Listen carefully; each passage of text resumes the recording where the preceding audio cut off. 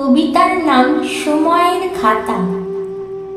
শৈশবের সময়টা বালখিল্যতায় ভরা, খেলাধুলায় মন বেশি মাতোয়ারা, পড়াশোনা আর অনুশাসনকে করে তুচ্ছ তারা।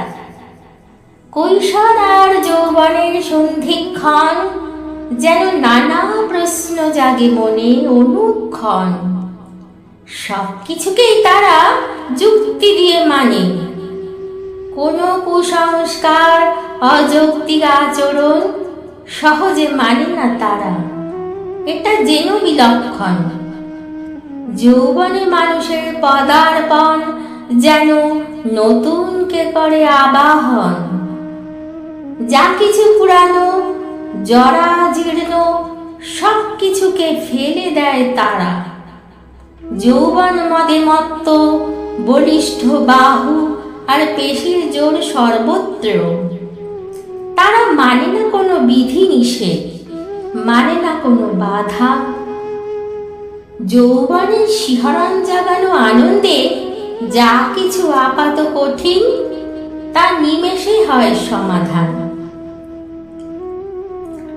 যৌবন তাই বাঁধন হারা আনন্দে উচ্ছল।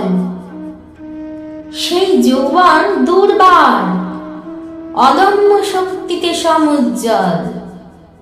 বহুবার পরাস্ত করেছে পার্থিব শক্তিকে। যৌবন ধীরে ধীরে ঝিমিয়ে পড়ে বার্ধক্যের ক্রোড়ে। এক পুরাতন মানবকে নতুন মানবের জন্য তার আঁকড়ে ধরে থাকা জায়গা ছেড়ে দিতে হয়। বার্ধক্য তাই জীবনের সায়ান্নে খোঁজে পরম শান্তি। যৌবন ধীরে ধীরে ঝিমিয়ে পড়ে বার্ধক্যের ক্রোড়ে। এক পুরাতন মানবকে নতুন মানবের জন্য তার আঁকড়ে ধরে রাখা জায়গা দিতে হয় ছেড়ে।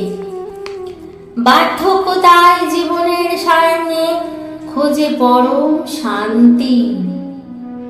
জীবনের কাছে তখন তার পাওয়া অনেক বাকি। জীবনের শেষ লগ্নে এসে তখন শুধুই হিসাব নিকাশ চলে।